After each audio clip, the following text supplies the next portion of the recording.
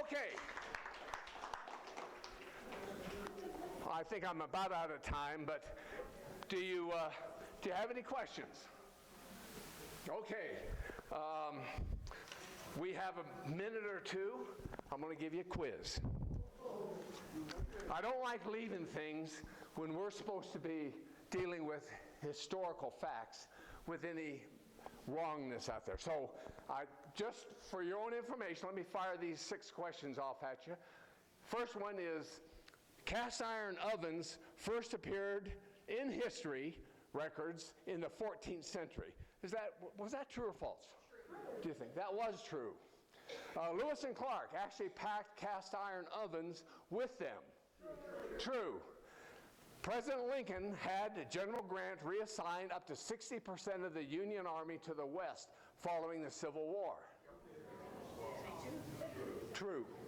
True. A majority of the Army was moved out here because of demands from those of some of us that lived during that time. Oliver Loving and Cookie were both killed in 1868 by the Comanches.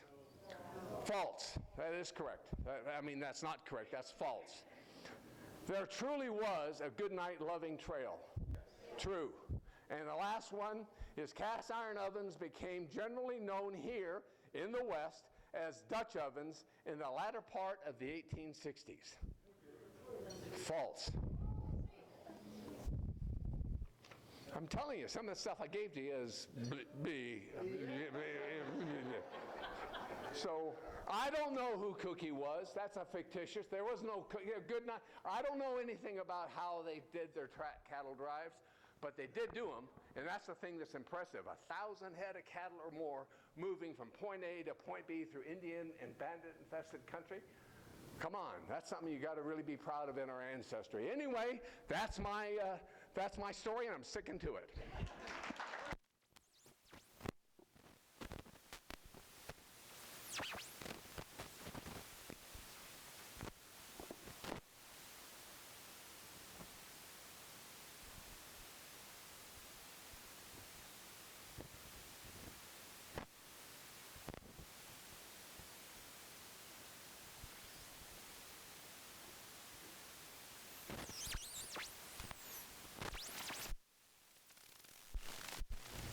Put this thing on, I broke it.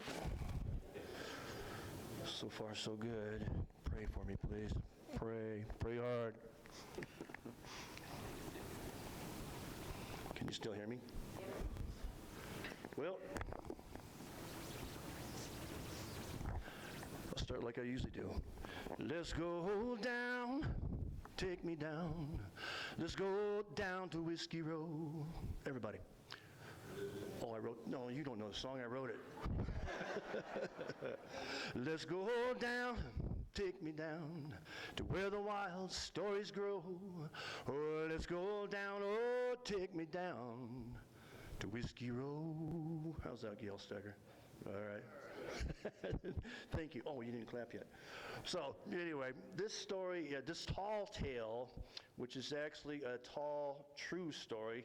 I actually told this story. Maybe some of you remember I told it probably 3 years ago today when I, in the morning, checked my email, and I had an email from John McKinney, who was the sheriff at the time. And he mentioned that there was a snowstorm. He said he might not be able to make it, and he just happens to be Gail Steiger. So would you like to take Gail Steiger's place, a local legend?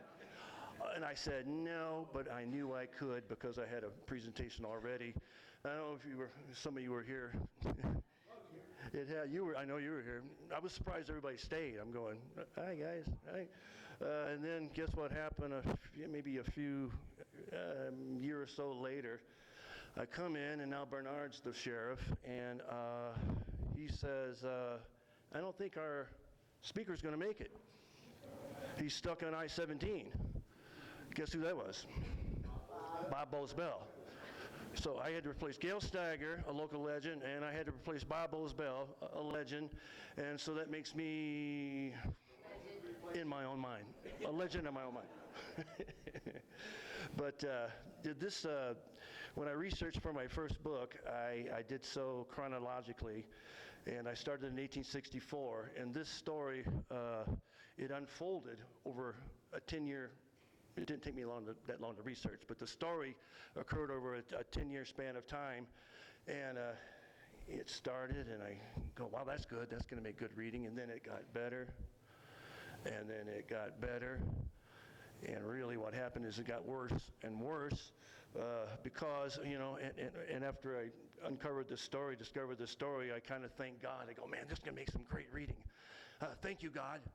And then I had to repent because, this story involves 3 suicides, 2 brutal suicides, and then a gruesome murder. So I kind of repented, and then I go, thank you, God, anyway. And he goes, don't worry about it. I've seen it before. I saw the story myself. But my story begins with Gottlieb Urfer. Let's make sure I got this going the right way. Gottlieb Urfer, he came from America, from Canton of Bern. I don't know what that means, but Switzerland, sometime before the American Civil War. It must have been well before the Civil War, because he actually fought with the Union Army during the Civil War. And then he came to Prescott in 1874. I'm always afraid to say Prescott, because sometimes I say Prescott, and then I have to correct myself. And then when he got here, he opened a lodging house on Cortez Street in 1877. He added a saloon to it after a little bit. And then he married the beautiful Ellen Dunn of Ireland in 1878. And you'll see why she must have been really beautiful for reasons you'll see. And so it gets to December 1885. Gottlieb's getting close to his 50th birthday. And this was a blurb in one of the Prescott newspapers. I'm not sure which one it was, but you can see Gottlieb Urfer, the genial host of a lodging house and saloon, will celebrate his 50th birthday on Thursday, December 17th, and feels so jolly over it. So, according to this, he was feeling pretty good about things. But December 16th arrives, and people out on Cortez Street outside the saloon suddenly heard a shot coming from it. People ran in there, but there was a lodger who ran in to see what had happened, and there on the floor was Gottlieb Urfer with a great ghastly hole in the right side of his head from which his brains and blood were oozing. There was an African-American man standing over the top of him, aghast, of course, and he thought maybe that looked pretty suspicious, so he bolted, and he was never seen from again. But even though that looked suspicious, it was clear that Gottlieb Urfer had walked into his saloon, put a gun to his head, and shot himself. It was suicide. And people are wondering, what in the heck? Why would the guy do it? He's getting ready for his 50th birthday, all excited about it. What would make him do that? His wife, Ellen Dunn, took his body to the Citizen Cemetery, and she gave him a nice monument there. It says Gottlieb Urfer, a native of Swiss land, died December 16, 1885, aged 50 years. And that's a lie, because he was 364 days. No, yeah, 340, you know what I mean. I can't do my math right now. But he was 1 day short of 50, in other words. Oh, okay. Yeah, so the second suicide, not long after that, one of the lodgers took a pill and killed himself. So that was the second suicide in the Keystone Saloon. So everybody's kind of wondering what's going on with this particular saloon. And so John McCarran, who was Gottlieb Urfer's best friend, handled Urfer's estate and took over the Keystone's proprietorship. And everything seemed fine. But 18 months later, a little bit too much deja vu, on Saturday, July 9, 1877, another ineffable episode occurred when, from outside the saloon on Cortez Street, a gunshot was heard. And then a second gunshot was heard. People ran in there, and there lay John McCarran with a ghastly hole in his right temple, from which his brain, sound familiar? Right there, less than 10 feet from where Gottlieb did himself. I don't know if I mentioned it or not, but John McCarran and Gottlieb Urfer were best buddies. So now people are going, geez, oh Pete, what the heck's going on with this Keystone Saloon? What the heck is going on? Now, there's this second guy that's come in and put a gun to his head. Well, it turns out that there was more than one common factor with John McCarran and, does anybody know the punchline yet? John McCarran and Gottlieb Urfer. You guessed it. Less than a year before Urfer's suicide, John McCary married the beautiful Ellen Dunn, Urfer's widow, and so the story, people are starting to figure things out now, and actually John McCarran left behind, trigger happy, he left behind a suicide note, as you can see there, I, John McCarran, going to commit suicide, kill my wife, and then kill myself. So it was going to be a murder-suicide, all caused by the woman's abuse. So Ellen, who done it? Ellen done it. So now people are starting to figure things out. And people in Prescott got a little sarcastic about it. One of the newspapers wrote, well, there's where I skipped one, I think.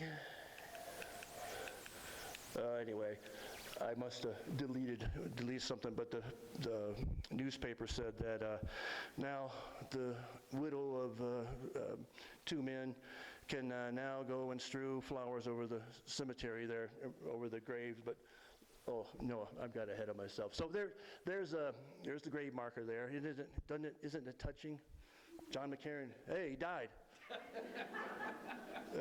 I kind of figured he did, so he's sitting at a grave there.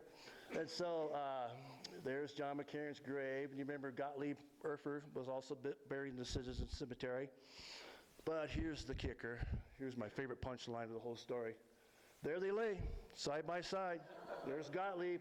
There's John McCarran. And that's I got ahead of myself on that one. She could strew two little mounds to keep green and strew flowers over. It's true. It sounds like a tall tale, but it really happened. Well, the Keystone was slacking. It was a slacker. It hosted 3 suicides, but it hadn't hosted a murder yet. So let's get that going. So on October 24th, 1895, that changed. There was this dispute over 75 cents that caused this murder. So a total of 75 cents. John Miller was now the proprietor of the Keystone Saloon, and he was called one of the most quiet, peaceable, and inoffensive men living, so he was seen as a nice guy, but something made him mad. There was this guy, Charles Hobart, who I see as kind of a younger man. He had actually lived in Prescott earlier in 1895, and he worked here at the Grandview Hotel. They called it the Scopel Hotel. He was a porter there, and just for a side note, this is where the Great Fire of 1900 started in the OK Lodging House. And that's on the corner of, you know where Sam Hill Cigar is and all that, and the Rickety Crickets and all that. It's right in there. So Goodwin and Goodwin and Montezuma, southwest corner. Yep. So just across from Gallop and Goose. Yep. So, but Charles got in some trouble. He committed robbery. I don't know what kind of robbery it was, but he was arrested and convicted. And his punishment was simply to get out of Prescott and never come back. And but he did come back. He came back in October of 1885.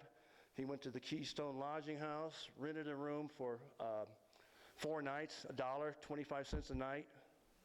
And that night, something bad. I'm glad this is a post-meal presentation. You'll see. But either Charles decided that he just had to leave, but I think what happened was the proprietor, John Miller, said, dude, you got to get out of there. And here's the reason why. I'll just put it like the paper put it.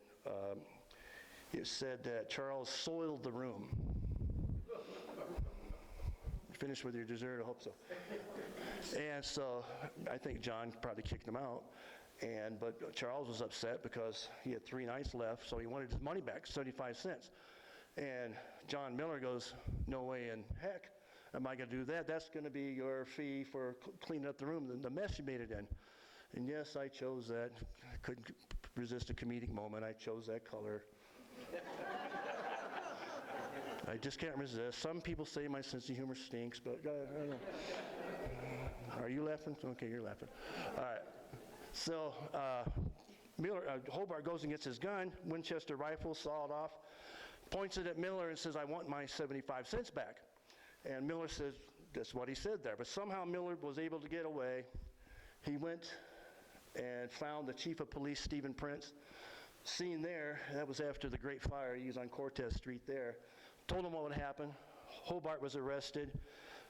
He was convicted, but his punishment this time was he had to pay $5. Why they didn't kick him out of town, I don't know. And they give him his rifle back. And so he gets on his horse and he rides over to the Kelly and Stevens store, which was right here.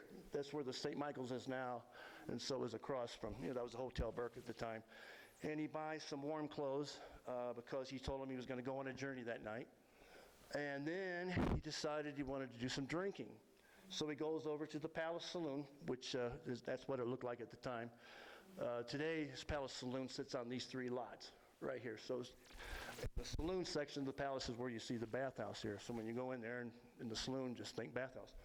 But he goes there and starts drinking, and he tells the patrons there that there's going to be a shooting match. And they say, what do you mean? He said, I'm going to go shoot John Miller. Well, apparently they didn't take him too seriously because they didn't report it. Then he goes over to the Sazerac Saloon, which was on Gurley Street, facing the plaza, and he said the same thing. This time, there was a Chinese chef in there named John Ross. He takes that seriously, and he sends someone over to find the chief of police, Steve Prince. And in the meantime, Hobart rushes back over to the Keystone Saloon, grabs his gun, walks into the saloon section. He was standing there probably near where Urfer and McCarran killed themselves, and he tells Miller, now Miller, you beep, I want your money or I'll kill you, but gave him no chance to respond, pulled the trigger, shot him in the bottom of the neck there, and the saloon owner collapsed to the floor, took some breaths, and he died instantly. There were 2 guys in there named Sachs and Roseberry. They were later witnesses, but apparently one of them moved, and he said the same thing to them. He said, don't move any further or I'll kill you too. So Hobart gets on his horse, heads north, heads to Willow Street, takes a left on Willow Street, gets on Granite Street probably, but he rushes his horse